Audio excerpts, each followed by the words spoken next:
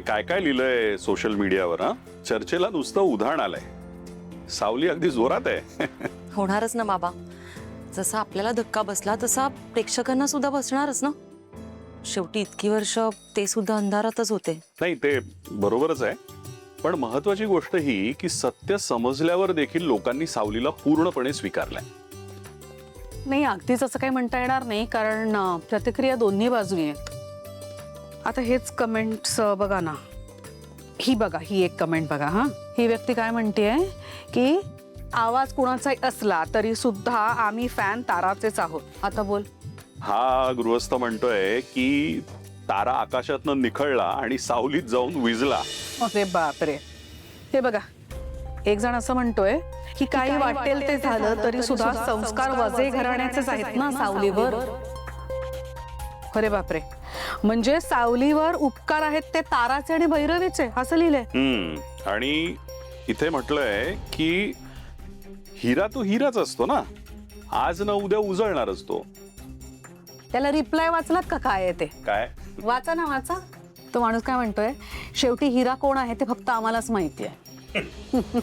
कमाल असते हा फॅन्सची सुद्धा. म्हणजे हे सगळे फॅन्स सेलिब्रिटीच्या प्रेमात अगदी आंधळे असतात अक्षरशः. खरे. आणि त्यामध्ये खरं काय, खोटं काय, योग्य काय, अयोग्य काय हे तर बघतच नाही ते लोक. नाही, एक फॅन्स आणि लोकांचं जाऊ दे, पण आपल्या घरातल्या लोकांनी सावलीला स्वीकारलंय हे महत्वाचं आहे. नाही नाही, तुमचं बरोबर आहे, अगदीच काही खोटं नाहीये. पण एका कलाकारासाठी ना सगळ्यात महत्वाचे त्याचे चाहते, त्याचे फॅन्स, त्यांनी त्या कलाकाराला स्वीकारणं खूप गरजेचं असतं. नाही, ते आहेच. पण मला असं वाटतं की इनडायरेक्टली सगळ्या फॅन्सनी सावलीला आधीपासूनच स्वीकारलेलं आहे. कारण त्यांनी जेव्हा ताराचा आवाज स्वीकारला तेव्हाच त्यांनी सावलीलाही स्वीकारलं होतं ना. अहो, असं काय करताय? कमेंट्स मध्ये सरळ सरळ असं त्यांनी लिहिलंय की आम्ही काय स्वीकारत नाही आहोत हे सगळं. अगं, पण मी तुला तेच सांगतोय ना, लॉजिक असं आहे की इनडायरेक्टली त्यांनी स्वीकारलेलं आहे. ही दोन्ही बाजूने कमेंट्स आहेत. अहो, दोन्ही बाजूने ठीक आहे. अरे अरे बाबा, काय चाललंय? वाद का घालताय तुम्ही? नाही नाही, वाद घालत नाहीये. बाबांचं असं म्हणणं आहे की कमेंट्स मध्ये असं लिहिलंय की या पोरीला सगळ्यांनी स्वीकारलंय. पण कमेंट्स बघ ना, वाच ना जरा. सगळ्यांनी स्वीकारलंय असं नाहीये. अगं तिलोत्तमा, तुम्ही जो वाद घालताय ना, त्या वादाचं उत्तर तुम्हाला आजच मिळेल. आज आज काय? काय होणार आहे आज? जयंती वाघधरे, तिला सावलीचा इंटरव्ह्यू घेण्यासाठी बोलवलंय मी, तिच्या पॉडकास्टसाठी. काय? अरे बापरे, हे कधी ठरलं? अगं, मीच तिला बोललो. म्हणजे लोकांच्या मनात बऱ्याच शंका आहेत आणि शंका जर दूर करायच्या असतील तर सावलीला लोकांसमोर यावं लागेल. ठीक आहे, पण माझं काय म्हणणं आहे, या अशा एखाद्या इंटरव्ह्यू मध्ये शंका दूर होणार आहेत का? काही काळजी नको करू, सगळं ठीक होईल. म्हणजे आता जे काही घडतंय या सगळ्याचा तिने अभ्यास केलेला आहे आणि जी काही चर्चा सुरू आहे ती चर्चा थांबवणं हाच तिचा हेतू असेल. काळजी नको करू, सगळं ठीक होईल. चला, सगळ्यांना खाली बोलवलंय. आत्ता आत्ता इंटरव्ह्यू? अगं, तो म्हणाला ना आजच होणार सगळं म्हणून. नाही नाही, असं कसं बसायचं इंटरव्ह्यूला? असं नको, आपण चेंज करूया. ठीक आहे, चालेल. चल मॅडम. हा, सगळे आलेत, मी सगळ्यांची ओळख करून देतो. या जयंती वाघधरे, यांचा पॉडकास्ट आणि चॅनल अख्ख्या महाराष्ट्रात खूप फेमस आहे. महाराष्ट्रातली सगळी जनता त्यांच्यावर खूप प्रेम करते आणि त्या आत्ता आपल्या सावलीचा इंटरव्ह्यू घेणार आहे. माझी आई तिलोत्तमा मेहेंदळे, माझे वडील चंद्रकांत मेहेंदळे, माझा लहान भाऊ सोहम मेहेंदळे, नमस्कार. माझी मोठी बहिणी अमृता मेहेंदळे आणि हा आमचा बबलू. आणि जिचा तुम्ही इंटरव्ह्यू घेणार आहात ती आमची स्टार गायिका सावली मेहेंदळे. नमस्कार. सावली, तू निश्चिंत राहा. चला, मला असं वाटतं आता सुरुवात करूया. चल चल चल, ये बस. सारंग, इथे ये. काय? तू तिच्याशी बोललायस का? हा, ती आता काही भागवत नाहीये. मेहेंदळे घराण्याची सून आहे ती. आपल्या घराण्याची इज्जत राहील असं बोलायला सांग तिला. तिलोत्तमा, हे बघ, तुला एवढीच काळजी वाटत असेल तर तूच बोल ना सावली. अरे बाबा थांबा, काही काळजी नको करू. माझ्यावर विश्वास ठेव, बोलेल ती व्यवस्थित. तू बघ जरा तिच्याकडे, किती घाबरली ती. तुला वाटते ती बोलेल? बरं मी बोलतो तिच्याशी, तुम्ही बसा. सापट. बोलतो तिच्याशी. ये. अजिबात टेन्शन घेऊ नकोस.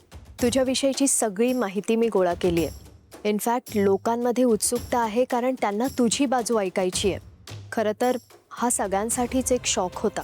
ताराचा आवाज हा खरा तुझा आवाज आहे हे ऐकल्यानंतर विविध प्रश्न, शंका उपस्थित झाल्यात. आणि मला माहिती आहे यामुळे तुलाही मोठा धक्का बसलाय, हो ना? खरं तर माझ्यासाठी सुद्धा खूप मोठा धक्का होता, कारण मी अपेक्षाच केली नव्हती की असं काहीतरी होईल. आणि खरं तर हे सरप्राईज दिलंय मी तिला याचा अंदाज पण नव्हता. सावली, पण इतकी वर्ष हे सिक्रेट तुम्ही कसं लपवून ठेवलं? म्हणजे मी आता यासाठी विचारते कारण मला कॅमेरासमोर विचारता येणार नाही. ते कसं असायचं ना की मी प्रत्येक कार्यक्रमात पडद्यामागे गायचे. त्यासाठी आम्ही एक वेगळी रूम बनवायचो ज्याला सिक्रेट रूम म्हणतात. मी पडद्यामागे गायचे आणि तारा मॅडम स्टेजवर असून गायचा अभिनय करायच्या. ठीक आहे, सुरू करूया आपण. मला टेन्शन आलंय.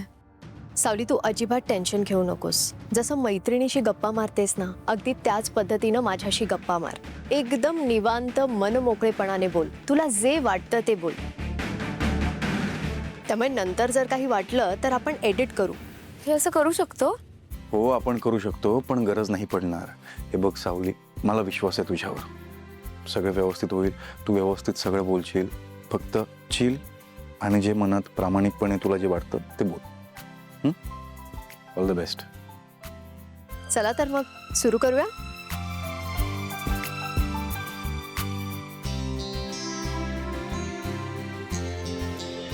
नमस्कार, मी जयती वाघधरे.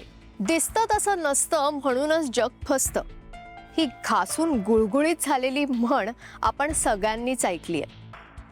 एकेकाळी पडद्यावर जेव्हा कलाकार आपले डायलॉग्स बोलायचे तेव्हा सगळ्यांना असं वाटायचं की ते स्वतःच्या मनाचं बोलतायत. पण त्यामागे एक दिग्दर्शक असायचा, एक लेखक असायचा. हे कुणालाच माहिती नव्हतं. कधी कधी पडद्यावर ज्या लेखकाचं नाव यायचं त्या मागेही एक घोस्ट रायटर असायचा. पण आजच्या सोशल मीडियाच्या युगात अशी एखादी गोष्ट लपवणं हे अवघडच नाही तर अशक्य आहे. पण हीच अशक्य गोष्ट शक्य होताना आपण सगळ्यांनीच पाहिली आहे. इनफॅक्ट पाहिलीच नाही तर उघड होताना पाहिली आहे. ज्या आवाजावर आपण सगळ्यांनीच प्रेम केलं तो आवाज त्या व्यक्तीचा नसून दुसऱ्याच कुणाचा तरी आहे हे इतकी वर्ष कुणी आणि का लपवून ठेवलं याविषयीची माहिती आता आपल्या सगळ्यांसमोर आहेच. ज्या आवाजावर तुम्ही आजपर्यंत प्रेम केलं तो आवाज तारा वझेचा नसून माझ्या सावलीचा आहे.